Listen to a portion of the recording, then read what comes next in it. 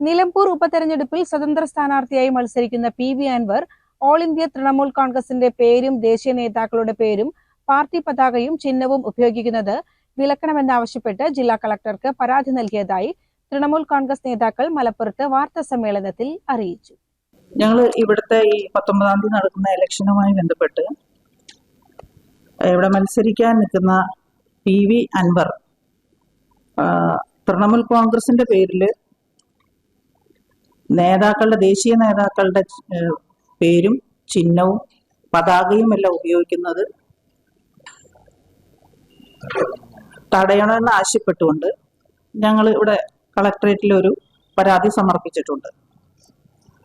അത് ആദ്യം തന്നെ തൃണമൂൽ കോൺഗ്രസിന്റെ പേരിൽ ഇദ്ദേഹം മത്സരിക്കാൻ നിന്നപ്പോൾ ആ നാമനിർദ്ദേശ പത്രിക തള്ളിയതാണ്. അതിനുശേഷം സ്വതന്ത്ര സ്ഥാനാർത്ഥി എന്ന നിലയിലാണ് ഇപ്പോൾ മത്സരിക്കാനായിട്ട് പത്രിക കൊടുത്തിരിക്കുന്നത്. അതിൽ ഈ ദേശീയ നേതാക്കളുടെ പേരും പതാകയും എല്ലാം ദുരുപയോഗം ചെയ്യാണ്. കാരണം അതുമായി ഒരു ബന്ധമില്ലാത്ത സ്ഥാനാർത്ഥിയാണ് ഇപ്പോൾ അൻവർ. ഇത് ഇവിടെ സംസ്ഥാന പ്രസിഡന്റ് ഉണ്ട്, പ്രസിഡന്റോ മറ്റുള്ള ഭാരവാഹികളോ ആരും തന്നെ അറിയാതെ ചെയ്തിരിക്കുന്ന കാര്യങ്ങളാണ്. ഇത് ഇവിടുത്തെ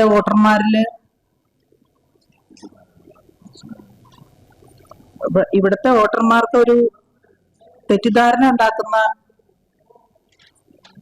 രീതിയിലേക്കാണ് ഇത് പോകുന്നത്.